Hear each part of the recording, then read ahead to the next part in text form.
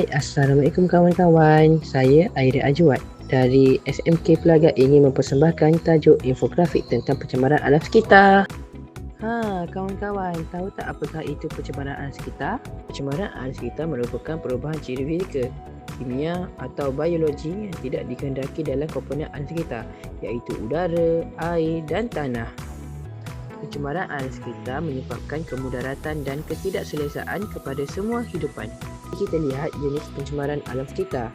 Sekarang, saya serahkan kepada kawan saya iaitu Nur Aisyah. Terima kasih Iris. Sekarang saya akan menjelaskan tentang jenis-jenis pencemaran alam sekitar. 4 jenis pencemaran alam sekitar iaitu yang pertama pencemaran udara, yang kedua pencemaran air, yang ketiga pencemaran tanah dan yang keempat pencemaran terma. Punca terjadinya pencemaran udara ialah pembakaran api fosil dan biogesit, gas egsos automobil, perebutan bahan dan sisa organik yang membebaskan gas rumah hijau, dan pelbagai jenis gas toksik seperti sulfur dioksida ke dalam udara. Cemaran udara buatan manusia pula, gas egsos daripada alat atau kenderaan bermotor, stesen jana kuasa terma dan industri dan tapak pelepasan sampah.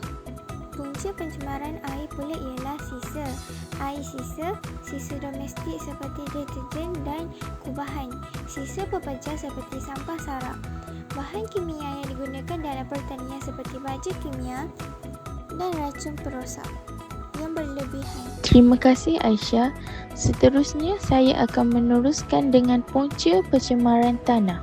Pencemaran tanah terjadi akibat daripada penggunaan baja dan racun serangga yang berlebihan, pengurusan sisa pepejal yang kurang sesuai, hujan asid, sisa nuklear dan sisa elektronik.